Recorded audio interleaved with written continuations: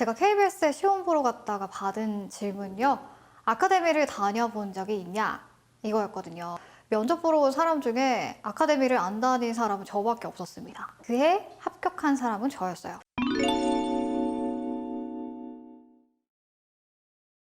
저도 사실 처음에 이쪽으로 준비를 하면서 정보를 찾는 게 쉽지 않았어요. 그래서 오늘 이 채널을 통해서 더 많은 분들에게 제가 가진 정보가 도움이 될 수 있도록 이렇게 영상을 준비해 봤습니다. 이쪽 분야가 사실 일반 회사에 비해서 정보가, 취업 정보가 좀 베일에 쌓여 있거든요. 현직자를 직접 만나기가 좀 어렵잖아요. 그래서 그런 네트워킹 부분에 있어서 메리트가 있고요. 공채 말고 방송사에서 아나운서 아카데미에 컨택을 해서 공고를 내는 경우가 있어요.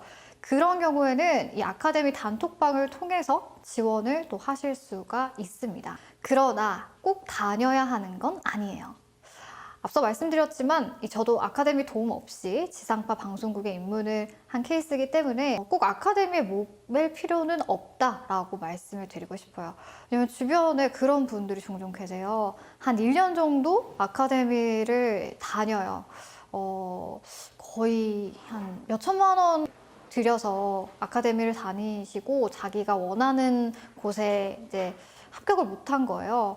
그렇게 많은 돈을 들이고 내가 원하는 위치에 가지 못했을 때 그래도 아카데미를 계속 다녀야 되지 않겠냐라고 고민을 많이 하시는 분들이 계셔서 꼭 아카데미를 다니실 필요는 없다는 거, 정답은 아니라는 거. 방송국에 입문하기 위해서는 이 아카데미를 꼭 다녀야 된다라는 공식이 있더라고요.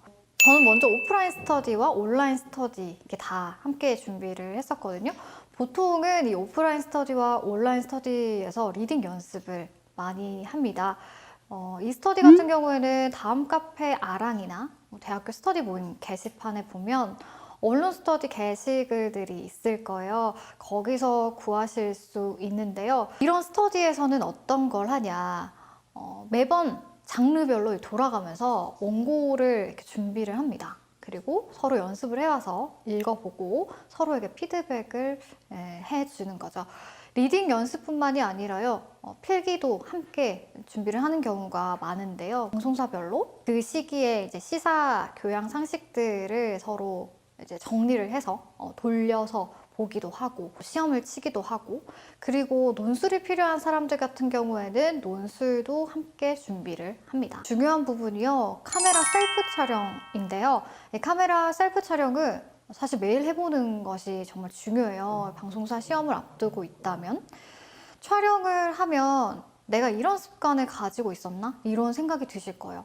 저는 처음에 이 카메라 셀프 촬영을 했을 때 눈을 되게 많이 깜빡거리더라고요. 그래서 이렇게 말할 때 눈을 자주 깜빡이는구나, 이걸 깨닫고 그 습관을 고치기 위해서 되게 노력했던 기억이 있습니다. 이것 말고도 자세나 표정, 입모양 뭐 이런 것들을 체크해 보시면요, 내가 몰랐던 안 좋은 습관들이 분명히 있으실 거예요. 그래서 이런 부분들을 좀 미리 인지하시고 변화, 발전시켜 나가셔야 될 것 같아요. 무엇보다 중요한 건요, 라디오와 뉴스를 계속 보시는 것도 중요하겠죠. 모니터링을 계속해서 하시고 프로그램에 대한 관심도 계속해서 가지셔야 될 것 같아요. 어떤 식으로 방송을 하는지, 진행을 하는지, 특히 내가 지원하고자 하는 분야는 좀 더 집중적으로 듣고 살펴보셔야겠죠. 본격적으로 면접장에서에 대한 이야기를 하려고 하는데요. 방송인의 종류에는 정말 여러 가지가 있습니다. 이 리포터 중에서도 라디오 리포터, TV 리포터, MC, 교통캐스터, 기상캐스터, 아나운서 등등 정말 많은데요. 오늘은 그 중에서도 제가 실제로 경험했던 지상파 방송국 KBS의 경험을 알려드리도록 하겠습니다. 2017년 여름이었는데 라디오 취재 리포터 면접장이었어요. 리포터의 경우에는 하루에 면접이랑 실기 테스트가 같이 이루어지거든요.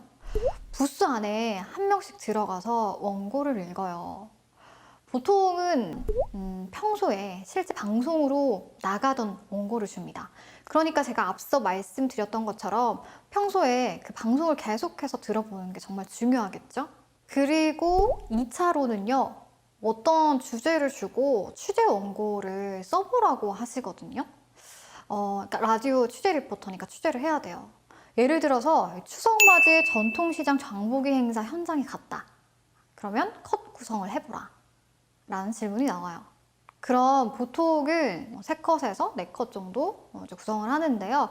보통은 이 첫 번째 컷에 현장의 소리를 담고 두 번째 컷에는 시민들의 인터뷰를 담습니다. 현장에서 담을 수 있는 이야기들, 그 현장을 묘사해주는 그런 음성들을 담겠죠. 뭐 여긴 어떻게 오셨냐, 뭐 하고 계시냐, 소감, 뭐 이런 등등.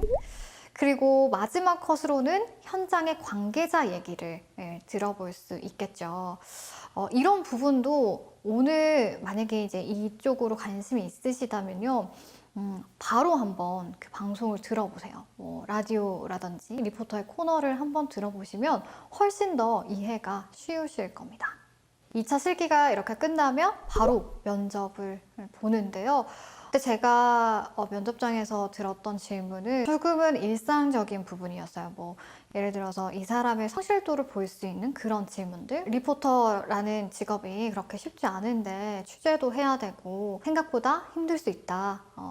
할 수 있겠느냐, 잘 할 수 있겠느냐, 운전은 하는지, 이 어느 지역에 살고 있는지. 왜냐하면 취재 리포터 같은 경우에는 이동성이 좀 많기 때문에 그런 부분들을 고려한 질문들이었고요. 평소에 내가 이쪽에 어느 정도 관심이 있었고 열정이 있었다면 다 대답할 수 있는 그런 질문들인데요. 목소리를 아무래도 가장 비중 있게 보는 것 같아요. 그래서 평소에 제가 앞서 말씀드렸듯이 뭐 어떤 방법으로든 자신의 어떤 리포팅 그리고 리딩, 스피치 연습을 하시는 게 가장 중요할 것 같습니다. 오늘은 취재 리포터 면접장에서 들어볼 수 있는 면접장에 대한 이야기들을 했는데요.